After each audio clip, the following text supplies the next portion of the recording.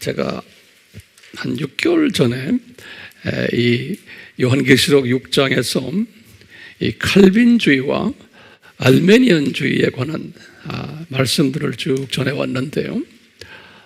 요즘 그 유튜브에 이제 제가 전한 내용들이 이렇게 떠 있는 것 다 보셨죠? 예.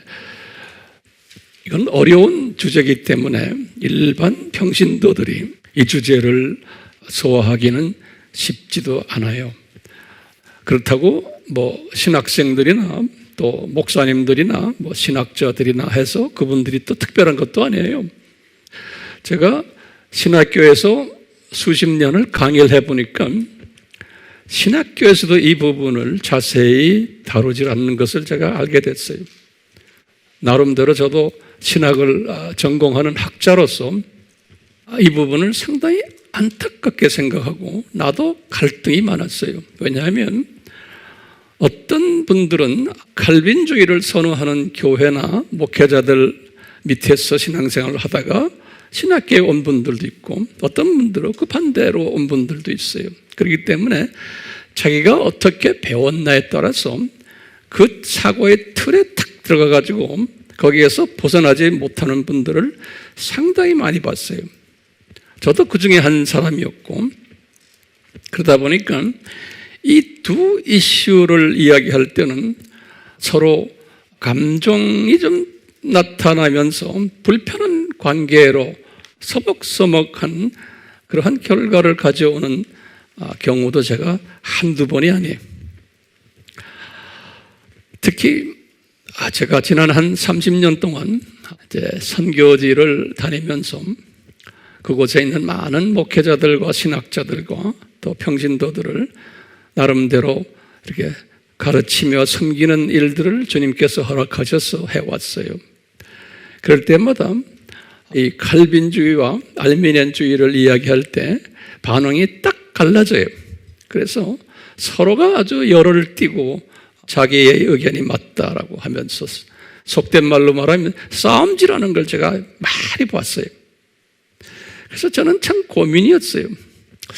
왜 이렇게 하나님을 사랑한다는 분들이 이 두 사상을 가지고 이렇게 충돌하면서 불편을 가지나. 저는 저대로 상당한 고민을 하고 이것 때문에 나름대로 기도도 많이 하고 또 말씀을 상고도 많이 하고 여러분들도 아시겠지만 제가 대학 생활을요 22년을 한 사람이에요. 그러니까 나름대로 학문을 많이 공부하도록 주님이 이끄셨어요. 그 중에 신학만이 아니고 한 절반은 세상 학문을 공부케 하셨어요. 그래서 세상 학문을 나름대로 열심히 공부하고 또 실제 삶에서 그 학문을, 세상 학문을 적용하는 세상 사업도 하게 되고 그러다가 이제 신학에 접혀가지고 신학을 제가 한 10년 가까이를 또 했어요. 하면서 나중에 때가 되어서 주님께서 학문을 이제 정리하는 소위 PhD라는 것도 제가 받게 되고 또 신학생들을 가르치는 대학에서 교수 생활도 쭉 하면서 이 문제가 이게 해결이 되지 않는 거예요. 왜냐? 아주 현장에서 보면 이 문제가 첨예하게 대립되어 있어요. 예. 그러면서 이제 제가 나이가 이렇게 됐어요. 이제 나이가 몇 살인 건 제가 이야기 안 하겠어요. 예. 나이가 되면서 하나씩 주님이 나에게 깨닫게 해주는 게 있는 거예요. 이 부분에 대해서. 그러니까 우리 예수님은 항상 뒤늦게 깨닫게 해주시는 분 같아요. 그랬어요. 오늘 주제가 뭐죠? 이 칼빈주의와 알메니안주의가 하나님의 시각에서 볼 때 어떤 주의를 더 선호하시는가? 라는 주제를 가지고 오늘 이 시간에 좀 다뤄보려고 그래요. 이게 굉장히 중요한 이슈지만 알고 보면 굉장히 간단한 이슈예요. 굉장히 간단해요. 우리 지난 시간에도 잠깐 보았지만 이 칼빈주의나 알메니안주의나 이 사상의 틀 속에서 있다가 서로 자기의 사상이 옳다고 주장해 오다가 또는 충돌까지 하면서 그러다가 하늘나라에 다 갔어요. 하나님의 자녀들이.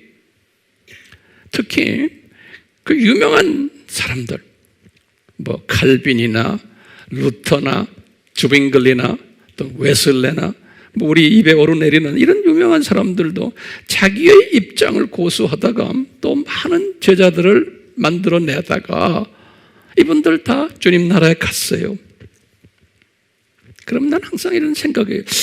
예수님 지금 하고 이분들이 계실 텐데 이분들이 거기에서도 서로 자기네의 학설 때문에 다투고 있을까?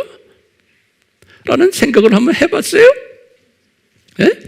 또 감리교는 저리 가라, 장로교는 저리 가라, 칼빈주의는 저리 가라 이래서 서로가 섹션이 다른가요? 하늘나라에 가면? 저는 아니라고 생각해요.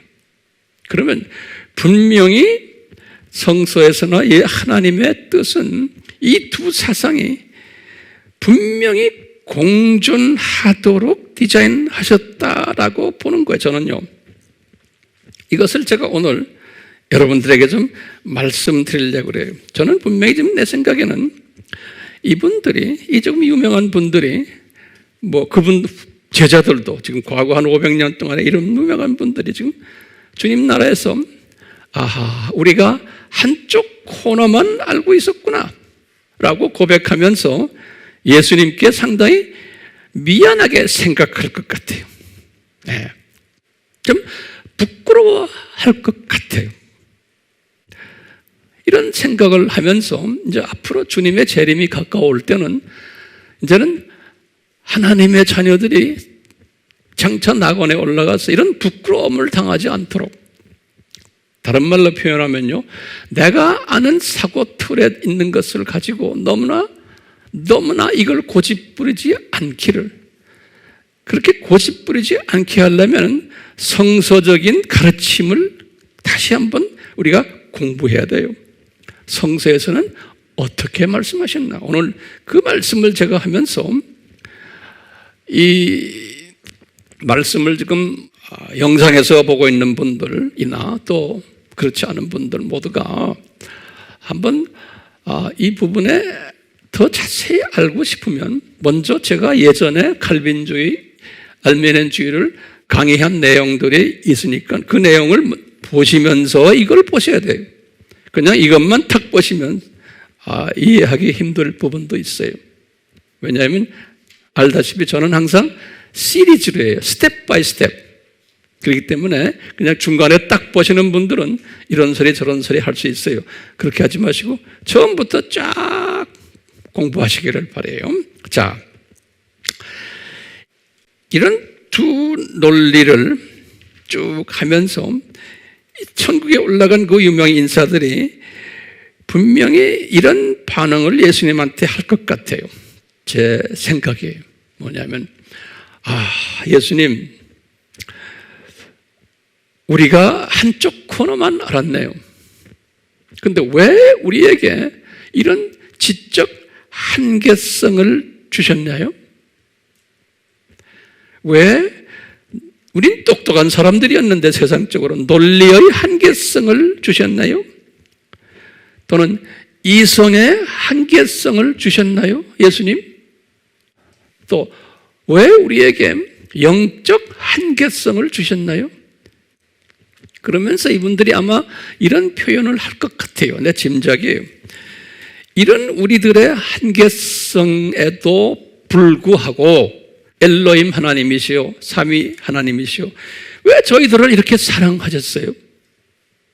이런 고백을 할 거예요. 왜 우리들에게 은혜를 이렇게 많이 베풀어 주셨어요? 왜 오래 참으셨어요? 왜 저희들을, 까불던 저희들을 안다고 용납하셨어요? 이렇게 아마 예수님께 부끄러운 모습을 가지시고 말씀할 것이라고, 했었을 것이라고 저는 짐작해요. 그러면 우리의 질문이, 왜 우리 예수님께서 이 주님이 사랑하는 주님을 사랑했던 이 엄청난 분들에게 이런 한계성을 주셨나?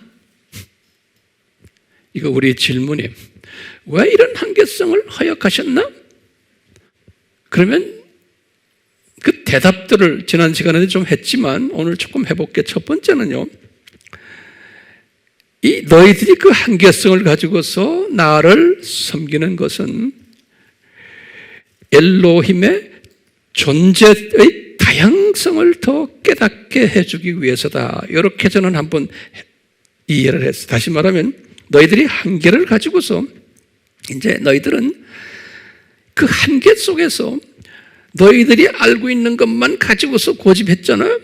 그렇지만 큰 그림 안에서는 엘로힘이 얼마나 다양하신 분이신지 아느냐, 그 존재적으로 이것을 더 깨달으라고. 나중에 이제 낙원에 올라가서 이분들은 아마 깨달았을지도 몰라요. 살았을 때도 깨닫겠지만, 내가 다시 말하면요, 삼위 하나님은 존재를 하신대. 어떻게 존재하시냐? 상 위로 존재하시면서 동등, 동격, 그렇지만 사역적으로 특징을 가지시고, 그러시면서 서로 다르면서도 좋아하시면서 서로 존중하시면서 협동하시면서 존재하신 분이라는 것을 너희들이 이걸 깨달으라는 거예요. 아마 이분들은 한쪽만 자기 아는 것만 가지고 얘기했으니까 이 하나님의 이 존재적 이 다양성을 저 위에 올라가셔서 더 분명하게 깨달았을 거라고 보고 있어요. 왜냐하면 저기 가서 이제 분명하게 깨달아야지만 창조 목적에 이제 영원히 이 하나님이, 삼위 하나님이 이런 분인 거라 이제 영원히 이제 깨닫게 되는 거예요. 그러니까 영원한 측면에서 이 세상에서만 깨닫는 게 아니에요. 그러기 위해서 자기네 실수를 허락하시는 거예요. 제 말 이해가 되세요? 이 세상에 살면서 내가 얼마나 좁은 시각을 가진 한계적인 인간이었구라는 것을, 교단을 창설하고 교파를 창설한 유명한 사람들이지만 아니다, 너희들도 한계 인간이다 라는 걸 깨닫게 해주기 위해서 그것을 저 위에 올라가서 아마 분명히 깨달았을 거예요. 두 번째 깨달음이 뭐냐면 이 삼위 하나님은 창조에도 다양성을 가지고 창조하셨구나라는 걸 분명히 이분들이 깨달았을 거예요. 평소에도 알고 계셨지만 더 구체적으로 이 실수를 통해서, 우리 지난 시간에 말했지만 인간을 만들 때도 다양하게 만들어놨고, 자연을 만들 때도, 동식물을 만들 때도, 그러면서 이 모든 자연이 시편 148편에 보니까 시편 기자가 봐서 이 모든 자연들이 하나같이 조화가 돼가지고 삼위 하나님께 찬양드리는 모습을 봤어요.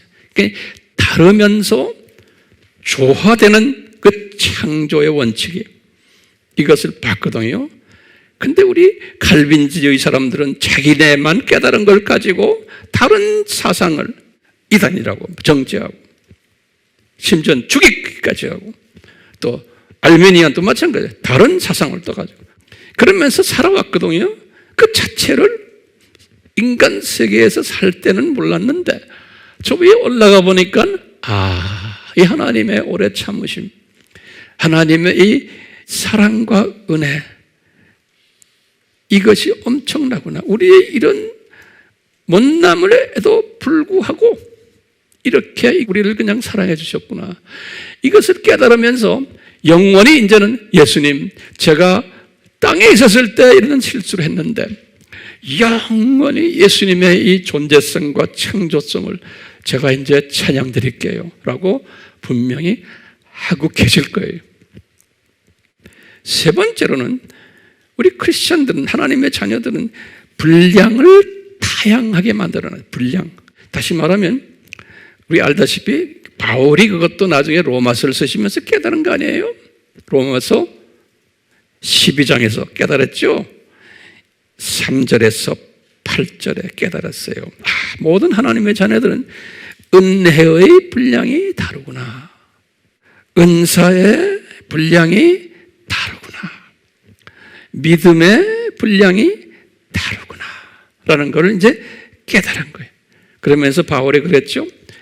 로마서 12장 1절과 2절에서 이 다른 것을 깨닫고 주 안에서, 예수님 안에서 이 모든 것을 잘 하모나이즈 하는 사람들이 진정한 영적 예배자다 그러는 거예요. 진짜 합당한 영적 예배자다. 그런데 로마 교인들도 그걸 잘 못했어요. 우리도 못하고 있지만, 그러니까 이제 이런 모습을 우리가 이렇게 시행착오를 겪으면서 이제 주님 나라에 이제 가게 될 거예요. 그럼 저기 올라가면 이런 하나님이었었구나 라는 것을 깨닫게 해요.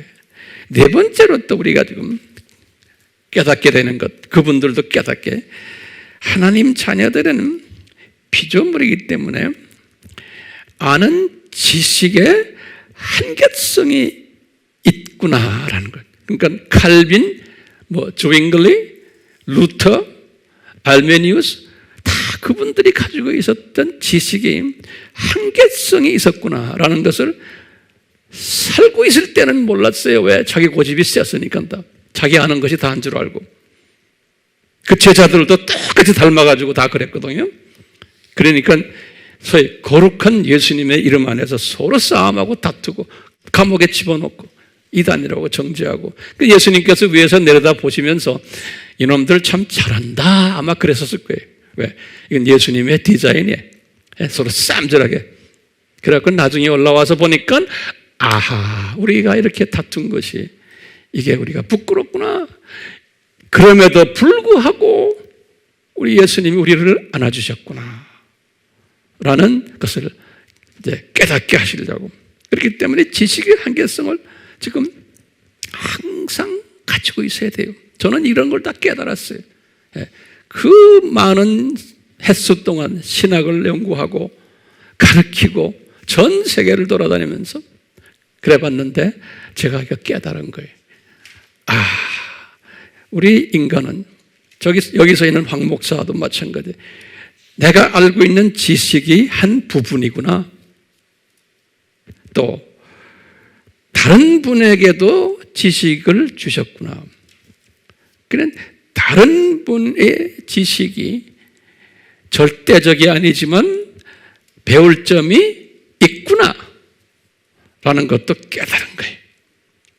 그리고 내 지식만이 절대적이 아니구나. 제가 오늘 전하는 이 말씀도 마찬가지.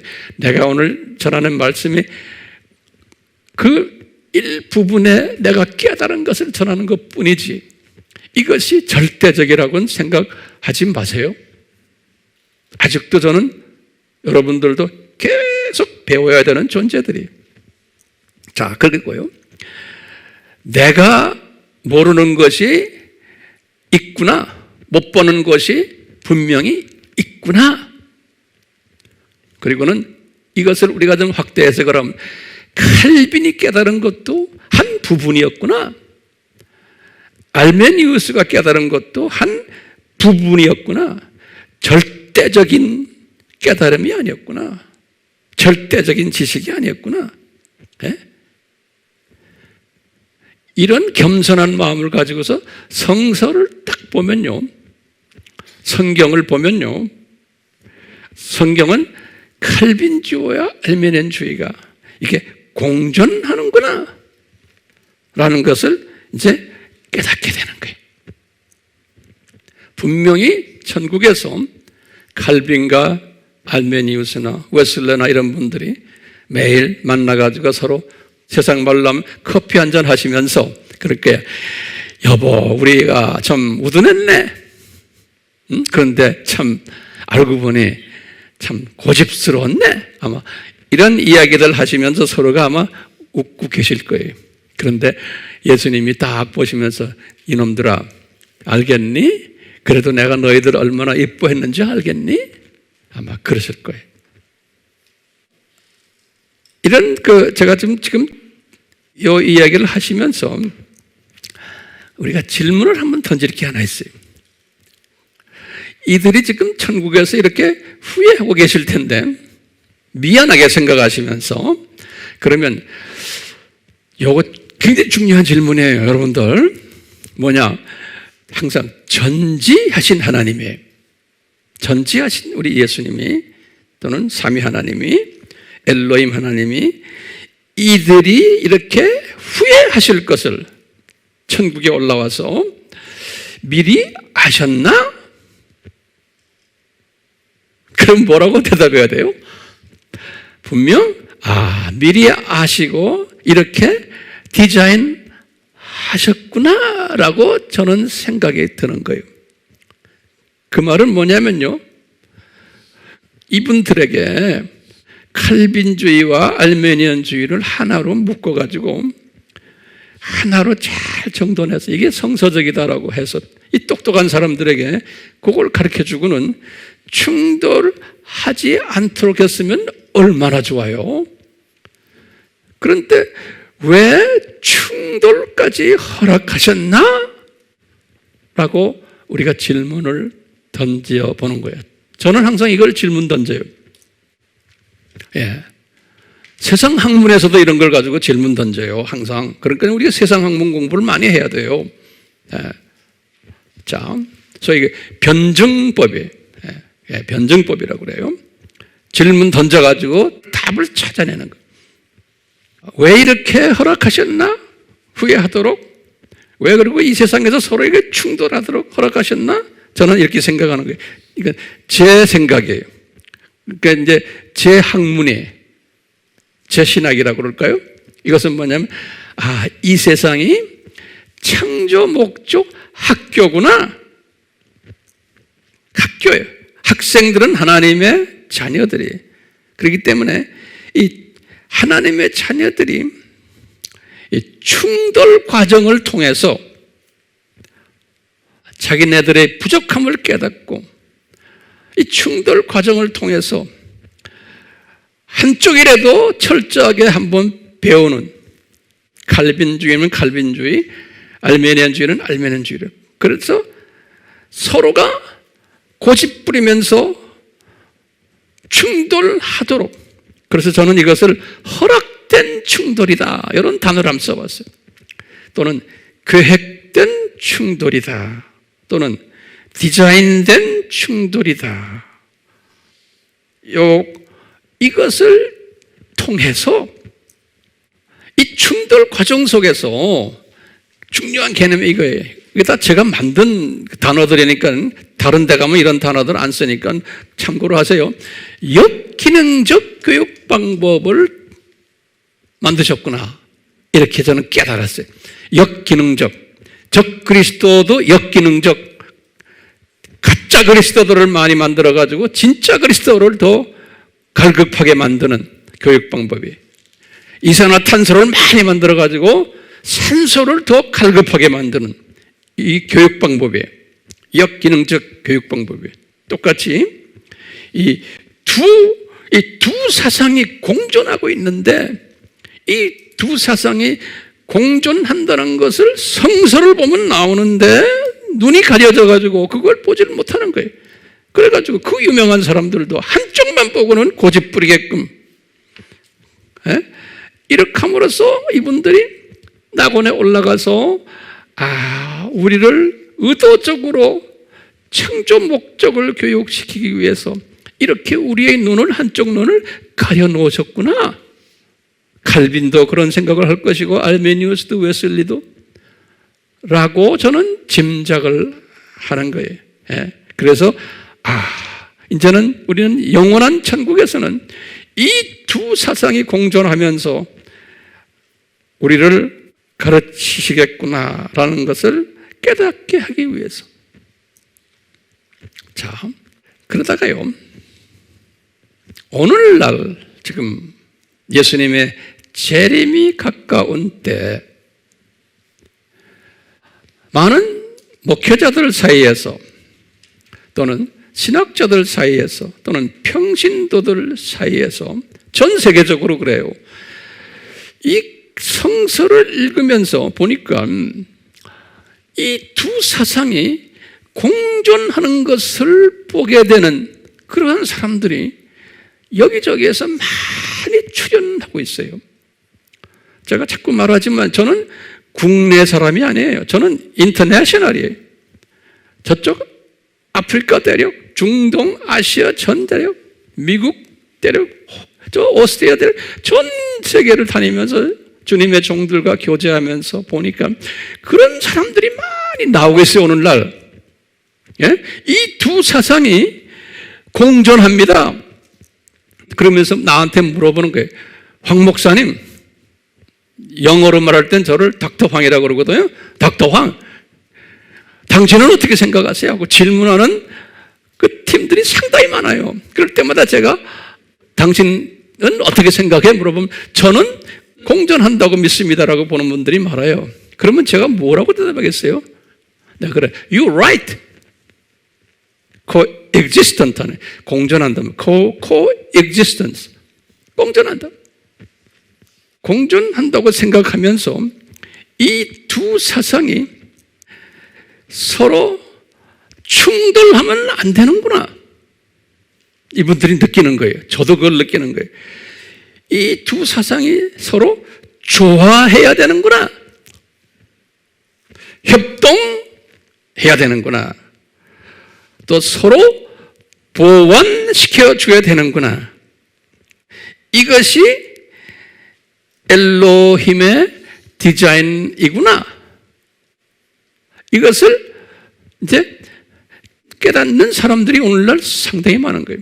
그러니까 칼빈주의를 선호했던 사람들 중에서 이제는 마음문이 이렇게 열리면서 눈이 떠가면서 알메니안주의를 이렇게 수용하는 사람들이 나오고, 또는 반대로 알메니안주의를 강하게 믿던 사람들이 칼빈주의를 또 수용하는 사람들이 나오면서 성령님이 이제 그들에게 지혜를 주시는 거예요. 이것을 어떻게 잘 하모나이즈 하면서 협동하면서 주님을 섬길까. 그러다 보니까 이제는 초교파주의들이 많이 나오는 거예요.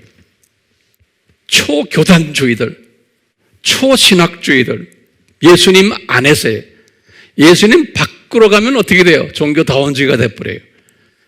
제가 강조하죠. 예수님 안에서요.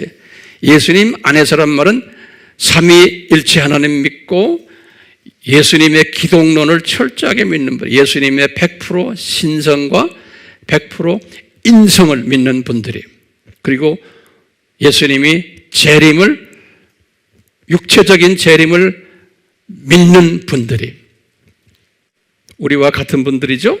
이런 분들 안에서 이 두 사상이 조화를 이루어야만 되는구나.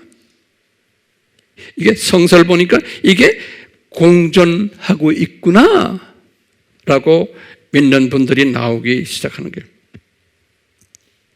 자, 그러면 이제 우리가 지금요, 그렇다면 황 목사님, 성서에서는 이것을 어떻게 우리에게 가르칩니까? 그리고 기독교 역사를 한번 보시면 황 목사님, 역사에서는 어떻게 이것을 이야기했습니까?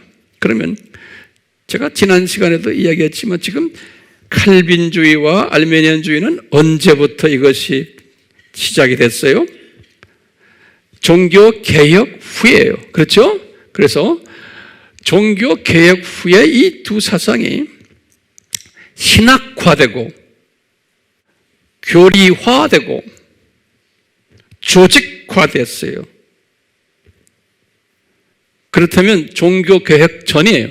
다시 말하면 예수님 초림부터 1500년 동안 이때 기독교인들은 그러면 어떤 사상을 가졌나요? 라고 물어본다면 어떻게 대답해야 돼요? 예? 종교개혁 전 크리스찬들 많았잖아요. 1세기부터 시작을 해서 지금 종교개혁이 16세기니까 그 1500년 동안 크리스찬들은 그러면 어느 주의였나요? 그러면 저는 이렇게 보는 거예요. 이제 좀 있으면 제가 성서적인 걸 가지고 이야기하겠지만 이분들은 어디에 강했냐면 알메니안주의 사상에 강했어요. 이 2500년 동안은 종교개혁 전에 칼빈주의보다는 알메니안주의 사상이 강했어요. 알메니안주의가요. 그래서 우리가 그 교회 시대만이 아니고 한번 우리가요 구약 시대를 한번 쫙 봐요. 구약 시대도 알메니안주의가 대세를 이뤘어요. 이스라엘의 역사를 봐도요. 알메니안주의라는 것은 알죠? 내 자유의지예요. 그래서 자유의지라 그러면, 알메니안주의라 그러면 중요한 단어가 하나가 있어요. 그 단어가 뭐냐면 순종이에요. 순종이라는 단어예요. 이 순종이라는 단어는 나의 의지를 발동해 가지고 하나님 앞에 잘 보이는 것이 순종이에요. 그래서 구약의 이스라엘의 역사를 보면은 수직계명에 순종해라. 다시 말하면 우상 섬기지 말아라. 이게 주제예요. 그런데 이 하나님의 자녀들이 그 말에 순종을 안 하고 불순종한 이야기가 구약 성경 이야기예요. 그렇죠? 순종하면 내가 복을 많이 내리는데, 우리 신명기 28장 1절에서 14절에 복을 주겠다 그랬어요. 그런데 만약에 순종 안 하면 나머지 15절부터 쭉 끝에 보면 엄청난 어려움을 당하는 이야기가 있어요. 그런데 그 빤히 알면서도 모세 이후부터 그 모세가 받은 거거든요. 신명기 28장. 이 사람들 보면 순종 안 하고 혼쭐 나는 이야기가 구약 전체의 이야기예요. 아수르, 바벨론 제국, 기타 등등 예루살렘 성전 무너지고, 다가 뭐냐면 알메니안적으로 순종 안 했기 때문에 그 어려움을 당하는 거예요. 그렇기 때문에 유대인적인 사고방식은 알메니안적이에요. 그러니까 율법을 잘 지키는 거예요. 요새 보수 유대인들도 지금도 그렇죠. 수염도 길게 하고, 특히 안식일을 철저하게 지키고, 이런 모든 것들은 무슨 적이에요? 알메니안적이에요. 구약시대도. 신약으로 한번 들어와 봐요.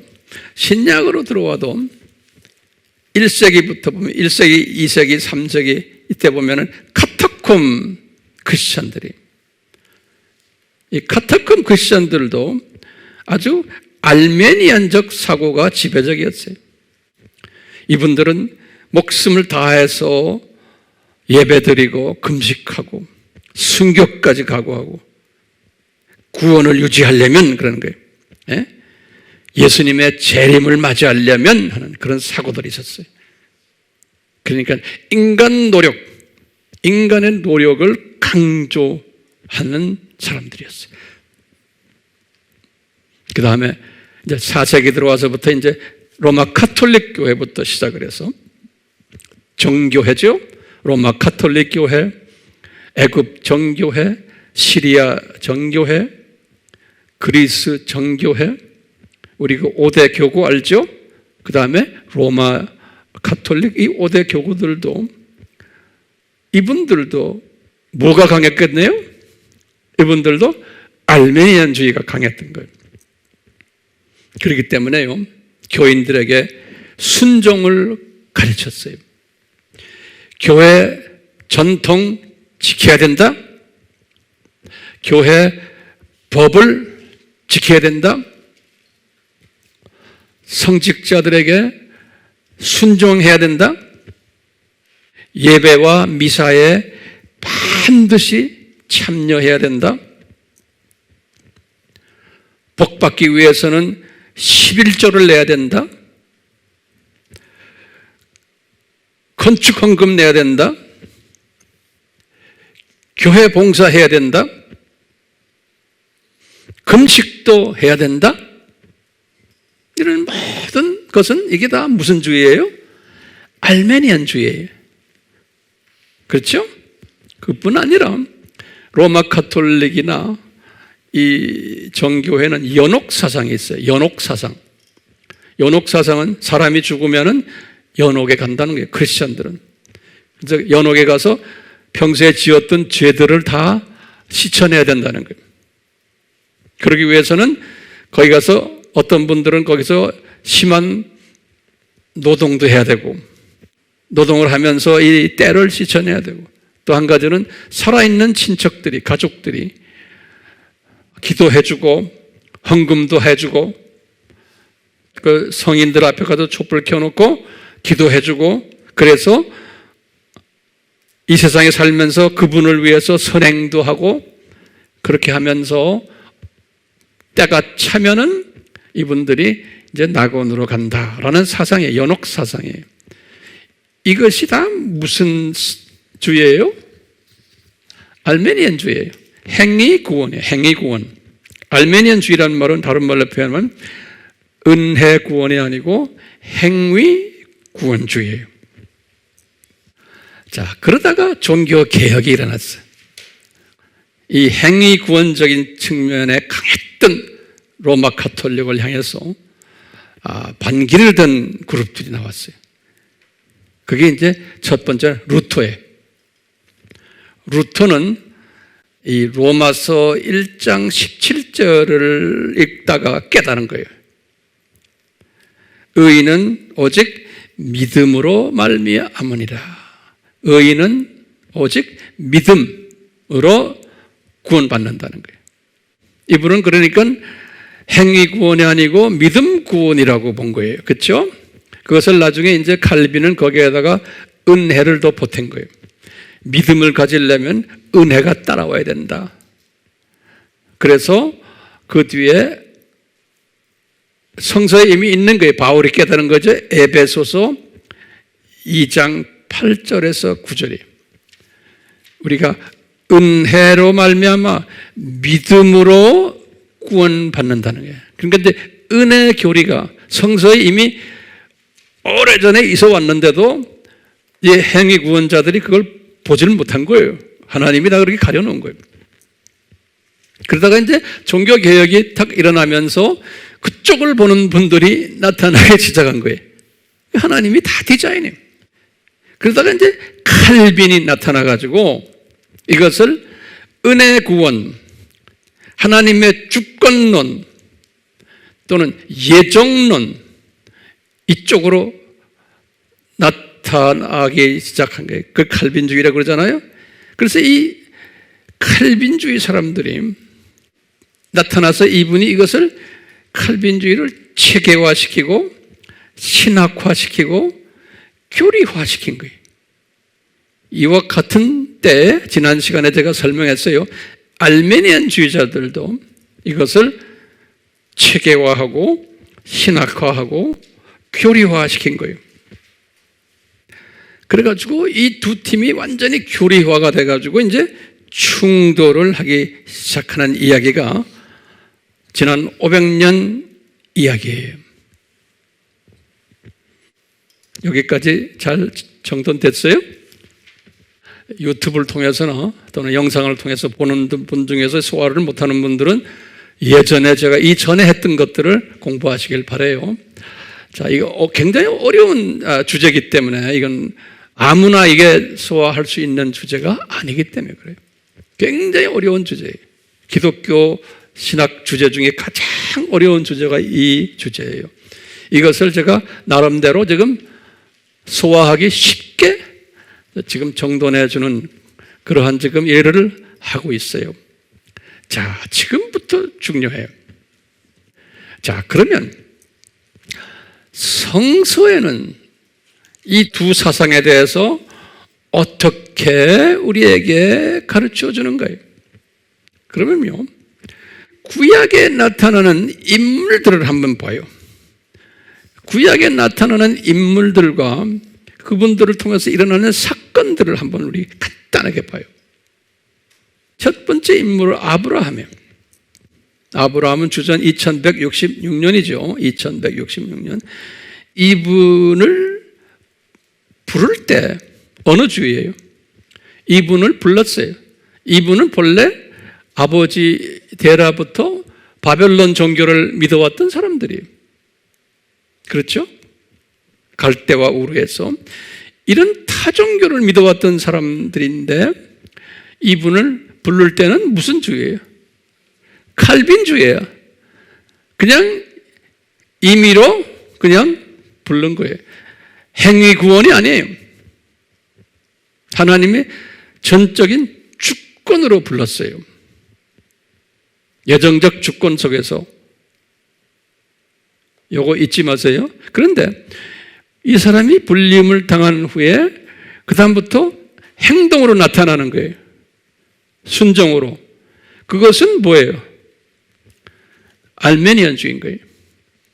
그러니까 이 성서적 알메니안주의는 행동으로 나타날 때 자기의 의지가 발동됐지만 거기에는 누가 항상 도와줘요? 성령님의 도와주심이 그 의지 속에 있는 거예요.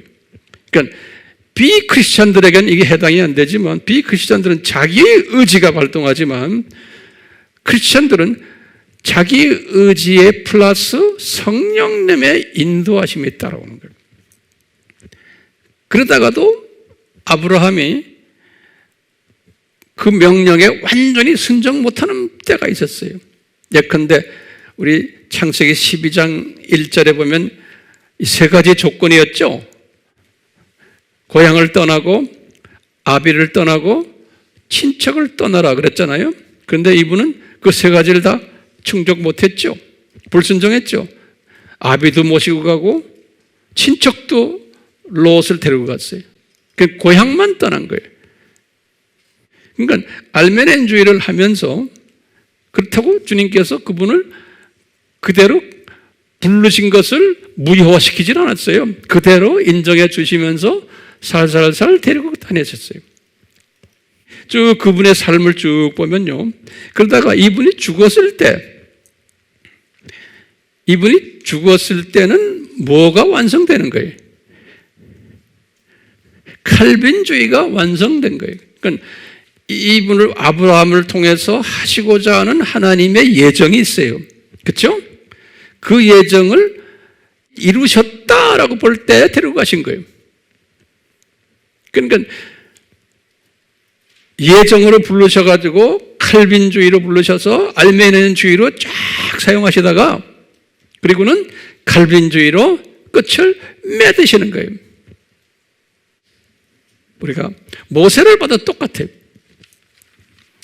1526년에 주전 이제 태어난 분 아니에요? 이 사람도 칼빈주의로 선택을 했어요. 그렇죠? 하나님의 주권적인 선택이에요. 예정적인 선택이에요.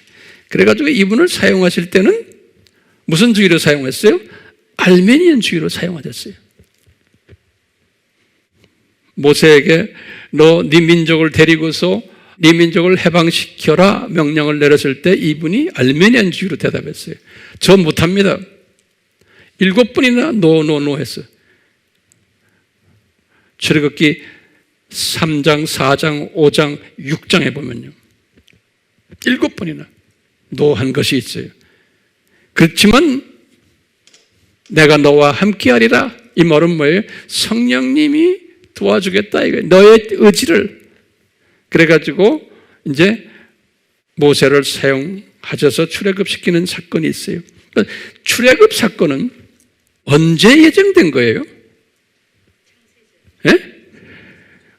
아브라함에게 이미 말씀하신 거예요. 500년 전에.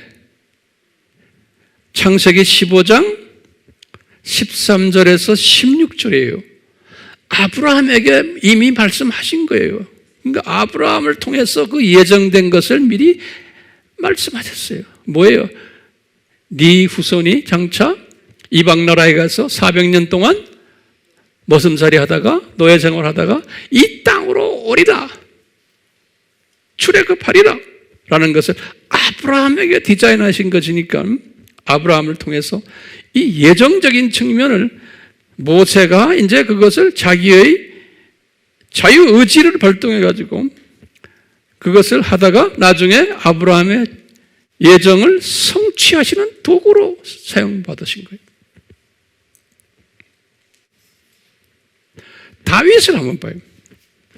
다윗도 분명 예정적인 측면에서 칼빈주의에 의해서 선택받은 사람이에요. 그 형제가 많은 가운데 제일 막내동이를, 그렇죠?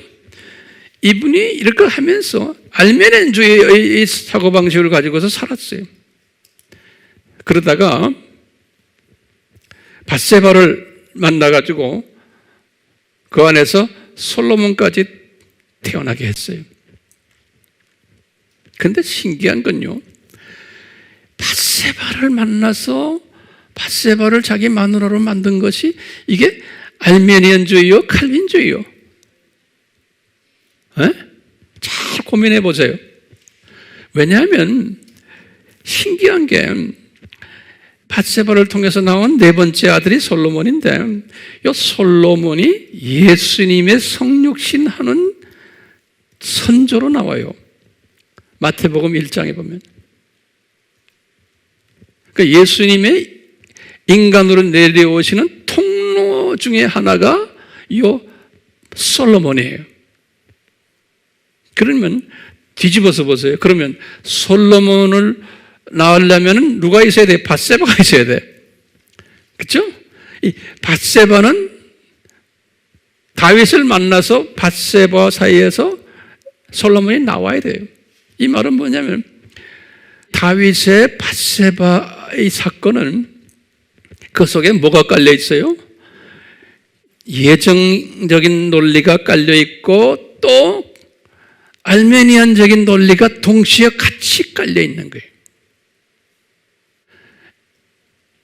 다윗의 자유의지를 발동해서 밧세바를 좋아하게끔 만든 거예요. 그렇지만 그 뒤에 깔려 있는 게 하나님의 예정적인 것이 있었구나.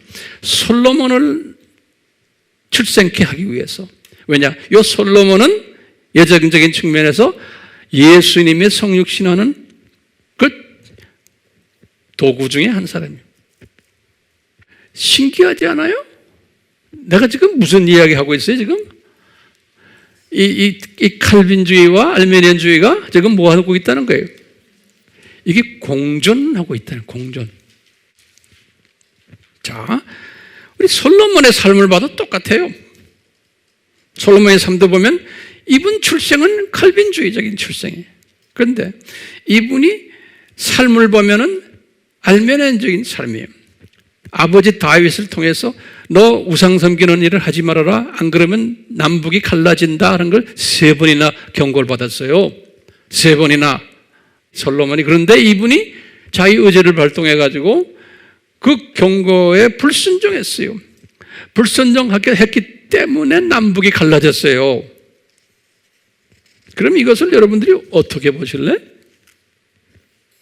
남북이 갈라져가지고 아수르 사건, 바벨론 사건 쫙 구약의 스토리가 나오는 거예요. 그러니까 솔로몬이 자유의지를 발동해서 100% 순종했더라면 이런 일이 일어나지 않았고 이스라엘의 역사도 다른 방향으로 갔을 거예요. 그러니까 제가 이렇게 보면요, 이 알메니안주의와 이 칼빈주의가 큰 틀이라면 그 틀 속에 있는, 그 틀 속에서 움직이는 칼빈주의의 그 디자인에 의해서 움직이는 꼭 필요한 도구들이에요. 이 알메니안주의가. 좀 있으면 내가 좀 설명을 좀 쉽게 해드릴래요. 우리가 한 사람만 더 봐요. 예레미야를 딱 보시면은, 예레미야를 보시면 이분은 예레미야서 1장 5절에 예레미야에게 하신 말씀이 있어요. 여호와께서, 예수님께서 너는 네가 너의 어머니 모태에 형성되기 전에 내가 너를 알았다, 이런 말씀하세요. 기가 막힌 말씀이에요. 그러니까 내가 너를 어머니의 모태에서 형성되기 전에 이미 너를 선지자로 내가 이미 디자인했다, 이런 말이나 똑같아요. 그러니까 이게 무슨 주의예요? 이게 칼빈주의예요. 그렇죠? 예레미야가 잘나서도 아니, 근데 형성되기 전에 전지하신 하나님을 지금 이야기하는 거예요. 그렇기 때문에요, 이제 지금 그래서 너를 지금 내가 선지자로 삼았다, 그러니까 네가 지금 선지자가 된 것은 어느 주예요? 나의 예정이었다, 그러는 거예요. 그러면서 이분이 가르쳐 주시는 거예요. 지금 이스라엘 나라가 지금 바벨론에서 이렇게 고생하고 있잖아. 바벨론에 잡혀서. 이게 다 자유의지를 잘못 발동해서 이렇게 지금 되고 있는데, 그런데 내가 예레미야에게 그랬어요. 에스겔에게도 똑같이 그랬어요. 내가 70년 후에 다시 회복시켜 줄게 해, 그러는 거예요. 그러니까 이것은 이 사람들이 잘나서 회복되는 게 아니고 그 속엔 뭐가 깔려 있어요? 하나님의 예정이 또 깔려 있는 거예요. 70년 후에 내가 훈련을 많이 시킨 후에. 그러니까요, 저는 이걸 깨닫는 게, 이 세상에 지금 유대인들이 창조 목적 학교 교육 훈련을 받고 있구나. 이렇게, 이런 걸 우리가 볼 수가 있어요. 자, 신약으로 들어가 봐요. 신약에서 우리가 바울의 삶을 한번 잠깐 봐요. 바울의 삶을 보면요, 바울이 태어난 것은 무슨 주의로 태어났어요? 이분은 칼빈주의로 태어난 사람이에요. 어떻게 알아요? 아나니아가 말한 것을 보면 알아요. 사도행전 9장 15절이. 요게 주후 35년이에요. 그 연도를 내가 드리는 이유가 있어요. 그걸 다 잘 적으셔야 돼요. 왜냐하면 이 연도가 굉장히 중요해요. 이 역사의 흐름을 알아야 돼요. 그러니까 주후 35년은 이 사람이 몇 살 때예요? 30세 되는 때예요. 바울이. 이게 지금 다메섹 도상에서 지금 예수님을 만나는 그 장면이에요. 사도행전 9장이. 이때 아나니아라는 선지자가 바울에 대해서 이야기하는 거 알죠? 이 사람은 이방인들과 왕들과 또 이스라엘 자손들 앞에서 내 이름을 증거하기 위해서 선택받은 그릇이다 그러는 거예요. 그러니까 예정된 그릇이다 그러는 거예요. 그러니까 하지만 유대인만이 아니고 이방인들과 그 다음에 이방의 왕들에게서 로마 제국 안에서 예수님의 이름을 증거하기 위해서 예정된 그릇이다라는 거예요. 그러니까 지금 이것은 예정론이요? 아니요. 예정론인 거예요. 분명히 그렇죠? 그 다음에 보시면 바울이 스스로가 또 이 사실을 고백하는 게 있어요. 갈라디아서예요. 갈라디아서 1장 15절과 16절이 이 중요한 성경 구절들이니까 잘 보세요. 바울이 갈라디아서를 언제 썼냐면 주후 49년에 썼어요. 그렇기 때문에 이 횟수를 잘 하셔야 돼요. 그러니까 주후 49년이라는 건 우리가요. 그래서 우리가 이 공부 많이 했죠. 사도행전에서도요. 우리 공부 엄청나게 했어요. 자, 이분이 풀타임 사역을 언제 시작했어요?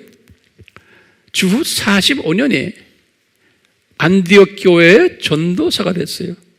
개종 10년 후에. 그래가지고 그 다음 해 46년부터 48년까지 이분이 1차 선교 여행을 했어요. 1차 선교 여행을 할 때 이분의 사상은 제가 볼 때 뭐였냐면 알메니안적인 사상을 가지고 있었어요. 아나니아가 10년 전에 35년이에요. 이런 예정적인 측면을 이야기해 줬는데도 바울은 이 부분을 자기가 한번 귀로 듣고 그냥 말아버렸던 것 같아요. 그리고는 자기가 운이 좋아서 안 그러면 자기가 특별히 선한 행동을 했기에 이런 모습으로 본인이 열심히 복음 전하는 그 은혜를 갚기 위해서라는 그런 사고방식을 가지고 1차 선교여행을 끝냈어요. 1차 선교여행을 끝나고는 이분이 그 다음 해인 49년에 갈라디아서를 쓴 거예요. 갈라디아서를 쓸 때 성령님이 갈라디아 교인들에게 바울이 고백하게 하는 거예요. 그게 1장 15절에서 16절이 뭐라고 그러냐면 여보시오, 나는 나의 어머니의 태로부터 내가 선별되었단다. 선교사로, 하나님의 종으로 separate 되었단다 그러는 거예요. 이방인 가운데 복음을 전하는 자로 선별되었단다라는 말을 해요. 그러니까 이분이 지금 알메니안적으로 쭉 사역에 오다가 성령님이 이분에게 주지시키는 거예요. 네가 칼빈적인 예정 안에서 지금 이렇게 지금 하고 있다는 것을 가르쳐 주는 거예요. 예. 그렇지만 내가 볼 때 이 바울은 잠깐 예정적인 것을 깨달았지만 그분의 실제 삶에서는 알메니안적으로 살아왔어요. 왜냐하면 이분의 편지들을 보면 그래요. 편지들 보면은 갈라디아서도 그렇고 보면은 뭐냐면 이 순종 또 명령 이렇게 살아라 이렇게 살아라. 그러니까 자유의지를 발동해서 이렇게 해라 식이에요. 그래야지만 된다. 성령의 9가지 열매를 맺어라. 뭐 다 이런 식이에요. 자, 그래야 하늘나라를 상속받는다. 뭐 이런 식으로 알메니안적인 사고를 가졌어요. 그래서 이분이 49년의 갈라디아서에서도 보면 알메니안적인 사고가 지배적이에요. 그 다음에 51년에 데살로니가 전서 후서를 쓰실 때 보면 똑같아요. 또 55년에 고린도 전서, 고린도 후서를 쓰실 때도 이분이 알메니안적 사고가 훨씬 더 많았다고 저는 보고 있어요. 예. 그러다가 다시 말하면 고린도 전후서가 몇 년 썼어요? 55년이니까 이분이 언제 개종했죠? 35년에 개종했죠. 그러니까 20년 동안은 이분이 간혹 칼빈주의적으로 메시지를 받지만 네가 태어난 것이 칼빈주의였다. 그렇지만 이분은 사역은 알메니안적으로 사역했어요. 그러다가 이제 개종 22년 되는 해가 주후 57년에 로마서를 이분이 쓰셨어요. 로마서를 쓰셨대. 우리가 지난 시간에도 제가 말했지만 로마서 9장 3절에 보면은 이분이 그동안에 알메니안적인 사람이었다는 것을 알 수가 있어요. 로마서 9장 3절 거기다 노트에 딱 적어 놓으시고는 이거 굉장히 중요한 개념이에요.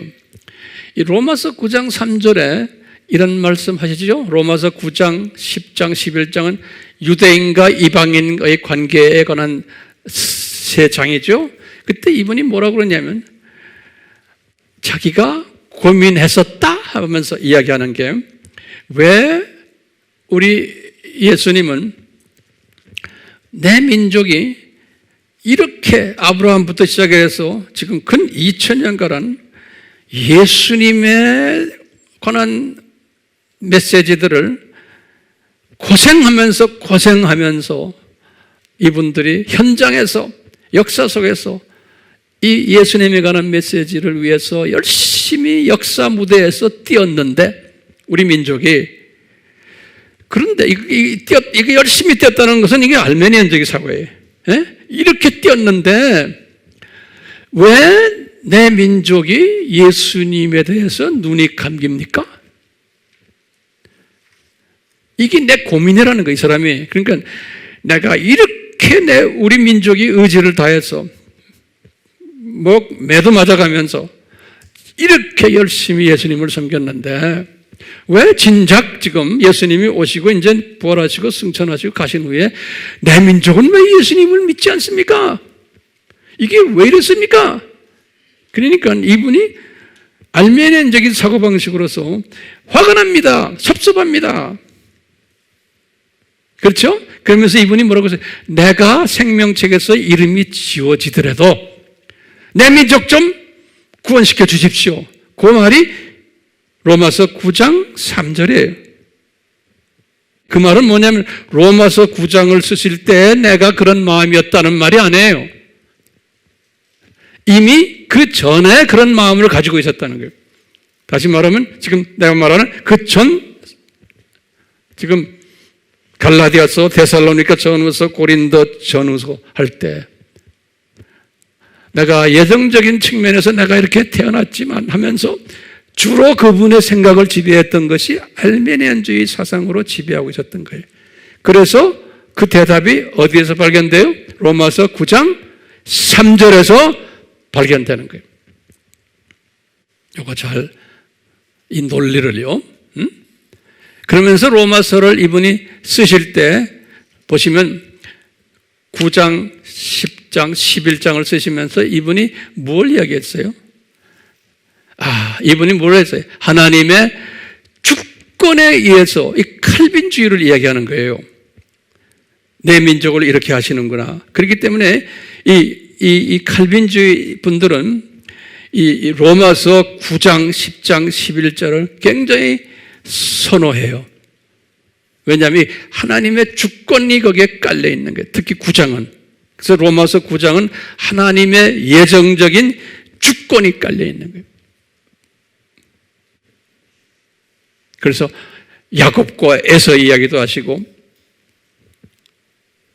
바로왕 이야기도 하시고 토기장의 이야기도 하시고 9장에서요. 그러면서 이건 하나님의 절대적인 주권 안에서 그러다가 이방인의 숫자가 어느 정도 차게 되면은 유대인들이 눈을 뜨게 된단다라는 말씀을 깨달을 거예요. 로마서 11장 25절에서 26절입니다. 그러니까 하나님이 주권적으로 유대인은 주권적으로 눈이 감기게 돼 있단다. 그러다가 이방인이 먼저 복음화가 된 후에 나중에 그 숫자가 어느 정도 차면은 유대인이 눈을 뜨게 된단다라는 걸 깨달은 거예요. 바울이요. 자, 여기까지는 이제 소화가 됐을 거예요. 자, 그럼 우리가 로마서를 잠깐 그냥 1초 내에 봐요. 보시면 로마서 1장에서부터 8장에 이건 기독교의 중요한 교리들이에요. 그렇죠? 그런데 이 중요한 교리를 딱 쓰신 다음에 8장이 아주 기가 막힌 거예요. 8장에서 바울이 주 57년에 깨달은 걸 이야기하는 거예요. 아주 강한 칼빈주의를 이야기하는 거예요. 8장 28절에서 쭉 30절까지 보시면 어떤 칼빈주의예요? 하나님의 자녀들은 이미 예정되어 있다. 그리고 때가 되어서 이게 다 과거형으로 되어 있어요. 과거형으로. 이게 현재형이나 미래형이 아니에요. 예정되었고 부르셨고 다 과거형이에요. 의롭게 하셨고 영화롭게 하셨단다. 이렇게 과거형으로 다 되어 있어요. 그래서 이 성경 구절이 그 유명한 칼빈주의의 아주 중요한 성경 구절들이에요. 이미 미리 다 예정되었고 미리 예정된 사람을 또 부르셨고 과거에 이미 의롭게 하셨고 영화롭게 하셨단다. 8장 29절에서 30절이에요. 그러시면서 중요한 우리가 좋아하는 성경 구절이 8장 28절이에요. 이 말씀 우리는 그냥 우리의 삶 속에서 그냥 쉽게 대입하지만 이게 그런 간단한 말씀이 아니에요. 큰 그림 속에서 하시는 말씀이에요. 뭐냐? 우리가 알거니와 우리 기독교인들아 우리가 알거니가 하나님을 사랑하는 자 곧 그 뜻대로 부르심을 입은 자는 그 뜻이 뭡니까? 그 뜻대로는 건 칼빈주의예요. 칼빈주의로 예정적으로 부르심을 입은 자는 모든 일이 합력하여 선을 이루느니라. 다시 말하면 모든 일이라는 건 뭐냐면 칼빈주의와 알메니안주의 이 모든 것이 합해서 선을 이루느니라. 다시 말하면 하나님의 뜻을 이루시는구나. 기가 막힌.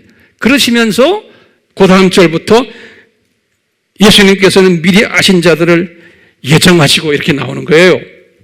그러니까 8장 28절이 그냥 우리가 매일매일 삶 속에서 그냥 나의 어떤 생활을 만족시키기 위한 그런 차원도 있지만 그것보다 더 큰 그림이에요. 그렇죠? 그러니까 다시 말해요. 로마서 처음 8장은 뭐예요? 무슨 논이에요? 예정론인 거예요. 그리고는 그 예정론을 이어서 9장에서부터 11장까지 유대인과 이방인과의 관계 속에서도 또 이것도 예정적으로 이렇게 이 관계를 만들었다 그러는 거예요. 그렇죠? 그러면서 12장부터 16장은 뭐냐면 이것은 알메니안론이에요. 알메니안주의예요. 이 예정된 자들아, 너희들은 자유의지를 발동해서 성령님의 도움을 받아가지고 자유의지를 발동해서 너희들은 이렇게 살아라. 다시 말하면 예정된 하나님의 자녀의 모습으로 살아야 된단다. 이것을 가르치는 것이 나머지 12장에서 16장이에요. 그러니까 16장은 자기 제자들에게 안부를 전하는 거거든요. 우리 잘 알잖아요. 16장도 보면 이게 예정론이 아니에요. 로마 제국 복음을 위해서 열심히 하고 있는 바울의 제자들에게 이 알메니안적으로 뭐냐면 격려해주고 수고했다 해주고 칭찬해주고 하는 거예요. 그렇기 때문에 우리는 예정된 것 그 자체만 가지고 안 되는 거예요. 이 예정을 이루시기 위해서 우리는 알메니안적인 사람이 되어야 되는 거예요. 그러니까 이 알메니안적인 이것을 절대적으로 요구하시는 거예요. 바울이 그 전까지는 로마서를 쓰시기 전까지는 이것을 이분이 완전히 깨닫지를 못했어요. 그러다가 로마서를 쓰시면서 이거 지금 완전히 깨닫는 거예요. 이 주주의가 공존하는구나. 그리고 이게 상호 협조하는구나. 그러면서 이제 바울이 로마서를 쓰신 후에 옥중서신들을 쓰실 때 특히 에베소서, 옥중서신 중에 에베소서가 굉장히 중요한 장이에요. 에베소서를 쓰실 때도 똑같은 구조로 이것을 서술했어요. 그래서 에베소서를 잠깐 또 노트에 적으세요. 그리고 제가 오늘 말씀을 끝내려고 그래요. 자, 에베소서를 보면 1장에서부터 3장은 에베소서가 전체가 6장이 있거든요. 1장에서부터 3장을 딱 보면 이것은 칼빈주의예요. 1장에서부터 3장은 교리를 말하는 거예요. 로마서 1장에서부터 8장간에 똑같아요. 교리를 말하면서 뭐라고 그러냐면 예수님이 십자가의 사건은 창세전에 이미 예정된 거다라는 말씀을 하세요. 1장 3절에서 14절에 이 예정론을 강하게 얘기를 하세요. 예. 그러면서요 1장 4절에서도 그래요. 세상의 기초를 놓으시기 전에 우리를 택하셨다 그러는 거예요. 기독교인들을, 하나님의 자녀들을 세상의 기초를 놓으시기 전에 우리를 택하셨다. 1장 4절 그리고는 예정하셨다, 택하셨다. 1장 5절, 4절, 5절에 그래요. 그러다가 이제 2장 8절에서 9절 우리 유명한 우리에게 때가 되어 은혜를 주셔서 믿음으로 우리가 구원받게 됐단다. 그때 은혜를 주셨지만 나의 자유의지가 거기에 들어가야지만 내가 믿음을 발동할 수 있는 거예요. 그렇기 때문에 자유의지와 칼빈주의가 컴바인된 거예요. 이렇게 해서 1장에서 3장을 예정적인 측면에서 예정론을 쭉 설명한 다음에 그 다음에 4장에서부터 6장까지 4장에서부터 6장은 뭐냐면 이렇게 예정받은 자들아 너희들 알메니안적으로 의지를 발동해서 성령님의 도움으로 의지를 발동해서 그래서 성령 충만해져야 되는 거예요. 성령 충만하는 소리는 나의 의지를 주님의 뜻에 맞는 예정의 뜻에 맞는 사람으로 만드는 데에 성령님의 도우심이 필요한 거예요. 그래서 성령 충만하라 그런 거예요. 그렇기 때문에 4장부터 마지막 6장까지는 뭐냐면 부르심에 합당하게 행하라 그런 거예요. 알메니안주의 4장 1절. 그리고는 은사의 분량대로 우리에게 은혜를 주셨다. 4장 7절. 그리고는 옛사람을 버리고 새 사람을 옷 입어라. 4장 22절에서 24절이에요. 그 다음에 그 유명한 6장에 가서 6장 11절에서 17절에 하나님의 전신갑주를 입어라. 이건 다 알메니안주의예요. 그러니까 칼빈주의와 알메니안주의가 따로 떨어져 있어요? 아니에요. 이것이 합해 있어요. 같이 일을 해요. 그러면 제가 결론적으로 한두 마디 할게요. 이거 좀 결론 말씀 머릿속에 항상 남아있기를 바라요. 네, 뭐냐. 저는 이것을 어떻게 설명을 할까 하다가 고민하다가 한번 이런 아이디어를 주님이 저에게 이렇게 주세요. 그래서 그 아이디어, 이게 온전한 아이디어는 아니지만 도움을 드리기 위해서 그래요. 제가 이름을 한번 붙여봤어요. 역사 바퀴, 돌아가는 바퀴 있죠? 역사 바퀴 이론, 이렇게 한번 만들어 봤어요. 그래가지고요, 하나하나 적어보세요. 이 세상에 돌아가는 것은, 이 세상은 이 큰 왕바퀴가 있어요. 이 왕바퀴는 이 세상의 역사 돌아가는 거예요. 왕바퀴가. 그런데 이 바퀴를 돌리는 분이 누구시냐면 예수님이세요. 그렇죠? 역사의 주인이세요. 자, 머릿속에 그림을 그리면서 우리가 이 바퀴를 봅시다. 그런데 이 왕바퀴 안에 사이즈가 서로 다른, 다양한 바퀴들이 서로 입에 물려 있어요. 사이즈가 다른. 예컨대 대형 사이즈들도 있고, 중형 사이즈들도 있고, 우리 시계 안을 들여다보면 그렇죠? 소형 사이즈들도 있고, 아주 극소형, 아주 조그마한 바퀴들도 있고, 그 다음에 현미경으로밖에 보이지 않는 아주 적은 사이즈의 바퀴들도 있다라고 한번 그림을 다 그려보는 거예요. 근데 이 바퀴들을 쫙 들여다보니까 어떤 바퀴는, 이 큰 바퀴들 중에 어떤 거는 칼빈주의 바퀴가 돌아가고 어떤 거는 알메니안주의가 이 바퀴들이 돌아가는데, 요 각 바퀴들이, 다시 말하면 왕바퀴는 내가 볼 때는 칼빈주의 같아요.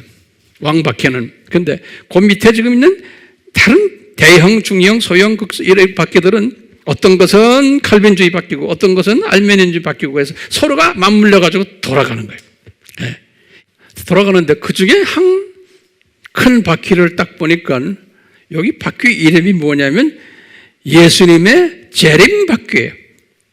그 많은 바퀴들이 돌아가는 중에 하나가 제가 한번 이름을 붙여봤어요. 근데 예수님의 재림 바퀴를 딱 들여다보니까 거기에 물려있는 바퀴들이 좀 있는데, 여러 개 있는데 그 중에 한 바퀴가 뭐냐면 두짐승 바퀴야. 두짐승 바퀴가 지금 예수님의 재림 바퀴에 물려가지고 돌아가고 있는 거예요. 우리 두짐승 바퀴라면 알죠? 근데 그 두짐승 바퀴를 딱 들여다보니까 또 밑 깔려있는 게 있는데 그 중에 하나가 뭐가 있냐면 이거 미국 대통령 선거 바퀴가 거기 하나가 있어요. 미국 대통령 선거 바퀴가 그 두짐승 바퀴 여러 개 중에 깔리게 하나가 또 물려서 돌아가고 있는 거예요. 예. 그렇기 때문에 이번에 미국 대선을 이렇게 보면은 일반 예수님을 안 믿는 분들이 볼 때는 상당히 좋아하는 분들도 있지만 이 대선 결과를 또 실망하는 분들도 있어요.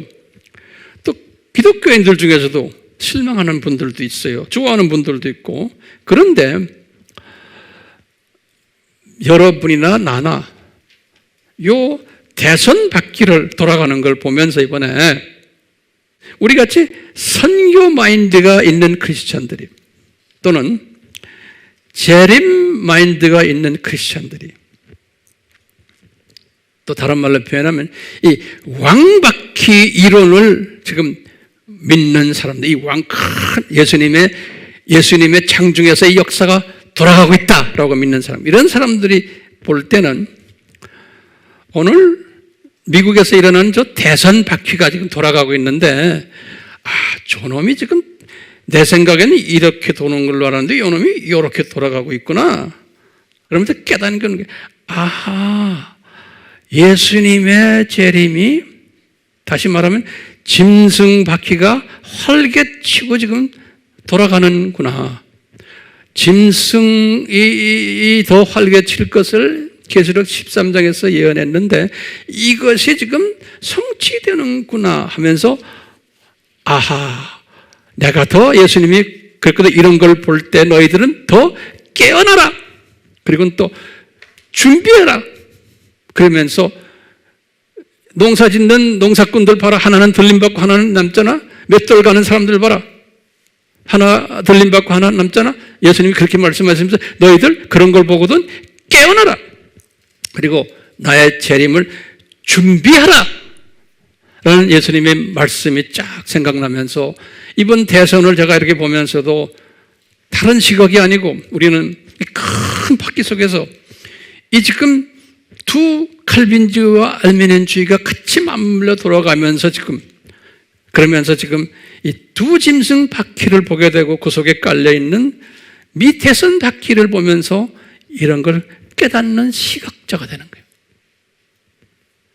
제가 결론 중에 결론을 말할게요. 지금까지 제가 이렇게 설명하면서 여러분들의 깨달음이 뭐예요? 칼빈주의와 알미니안주의는 우열이 없구나.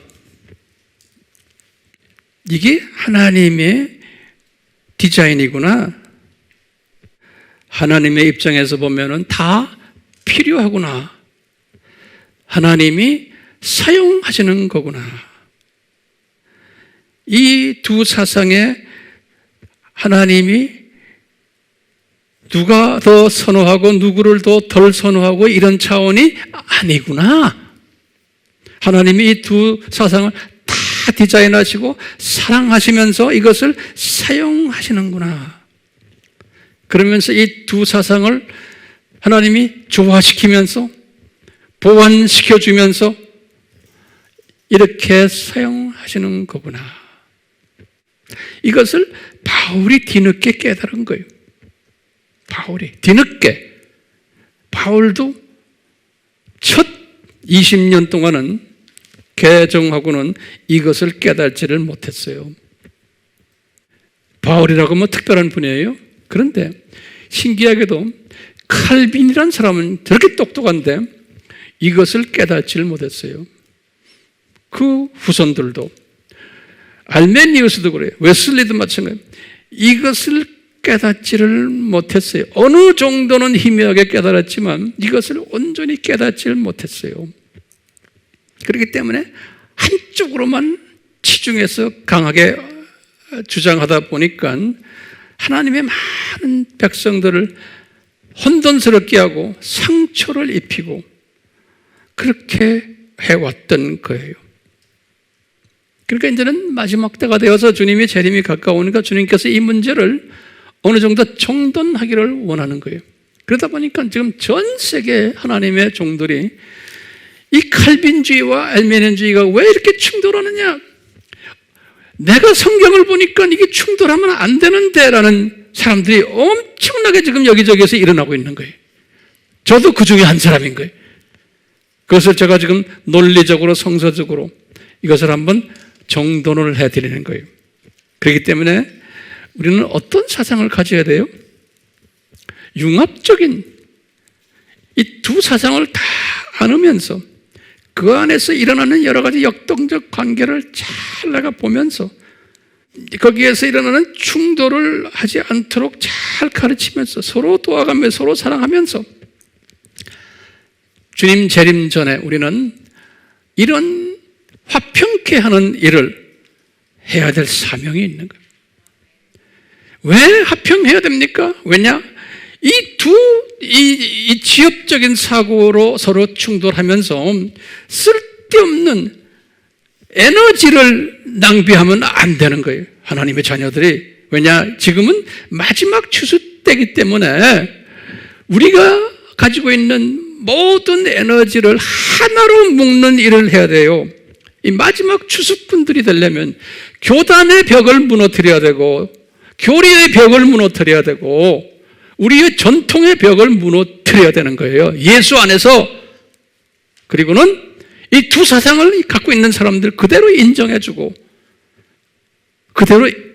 바꾸는 그 사람들을 통해서 돌아가게 돼 있어요. 각자가 인정해주면서 이것이 큰 그림 속에서 예수님 안에서 이것이 예수님이 필요하시기 때문에 이 두 바꾸들이 돌아가는구나.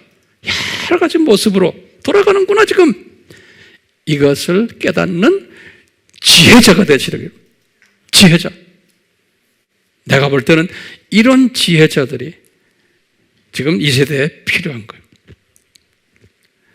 그렇기 때문에 저는 항상 이런 생각을 하면서 우리 잘 아는 데살로니가전서 5장 16절과 18절을 묵상을 해요. 이런 지혜를 가진 우리는 항상 기뻐하고 주 안에서 쉬지 말고 기도하라는 말은 나의 필요한 걸 달라고 주십시오가 아니에요. 기도한다는 것은 이 하나님의 큰 그림을, 이 큰 그림을 나의 그림으로 만드는 게 기도예요. 하나님의 뜻에 내 뜻과 연합하는 게 기도예요. 이 기도의 수준을 높이시고, 그래서 쉬지 말고 이 비전을 가지라는 거예요. 그래서 쉬지 말고 기도하라는 것은, 그럼 잠 안 자게요? 잠 꿈속에서도 이 생각을 하면서 이 하나님의 뜻을, 그리고는 어떤 일이 있든지 범사에 감사하라는 거예요. 그러니까 항상 저에게 이런 비밀을 깨닫게 해주시니 주님 감사합니다. 감사합니다. 그렇기 때문에 우리 잘 아는 빌립보서 4장 6절에서 7절이죠. 이 세상 돌아가는 모든 이것 아무것도 염려하지 말고 예수님의 히스토리 장중에서 모든 것을 기도하며 간구하면 나의 초점을 예수님의 뜻에 맞추면서 항상 예수님께 이렇게 있으면은 나에게 지각이 넘치는, 초월하는, 나의 이성으로서 이해 못하는 하나님의 평강이 이 비전을 본 사람에게 있는 거예요. 큰 그림을 보는 사람은. 그래서 로마서 8장 28절 항상 묵상하세요. 하나님을 사랑하는 자, 그 뜻대로 부르심을 입은 자들에게는 모든 것이 합해서 선을 이루느니라. 갈빈주의와 알미니안주의 이런 것들이 다 합해가지고 하나님의 뜻을 이루시는구나. 그 뜻은 지금 오늘날의 하나님의 뜻은 예수님이 지금 이런 미국 대선의 혼돈 속에서도 예수님의 뜻, 예수님이 공중에 나팔 소리가 곧 들려오겠구나. 그렇죠? 그렇기 때문에 내가 깨어 있어야지. 내가 준비하고 있어야지. 이런 성령님의 가르침이 우리의 이 마음문을 계속 두드릴 거예요. 그렇기 때문에 우리는 항상 이 세상 모든 풍파가 있어도 하나님이 나에게 주신 은혜를 항상 세어보면서 주님, 나에게 이 두 사상이 이렇게 공존하는군요. 참 이런 은혜를 나에게 주신 건 너무나 감사합니다. 그러니까 환경이 어렵더라도 이것을 내가 극복하면서 항상 감사하는 삶을, 감격의 삶을 살 수가 있는 거예요. 기도합시다. 예수님, 우리가 이제 쓸데없이 지엽적인 이 두 사상을 주님이 허락하셨지만 여기에 나의 사고의 틀에 박혀서 사랑하는 예수님의 자녀들을 서로 불편한 관계로 만드는 그러한 어리석음을 하지 않도록 주여 성령님 도와주시고, 또 우리의 삶이 지금 오늘 말씀드린 이 두 사상이 공존하고 있다는 것을 항상 느끼면서 깨달으면서 또 내가 이것을 가르치는, 나누는 그러한 복된 자들 되도록 은혜 베풀어 주시옵소서. 예수님의 이름으로 기도드리옵나이다. 아멘.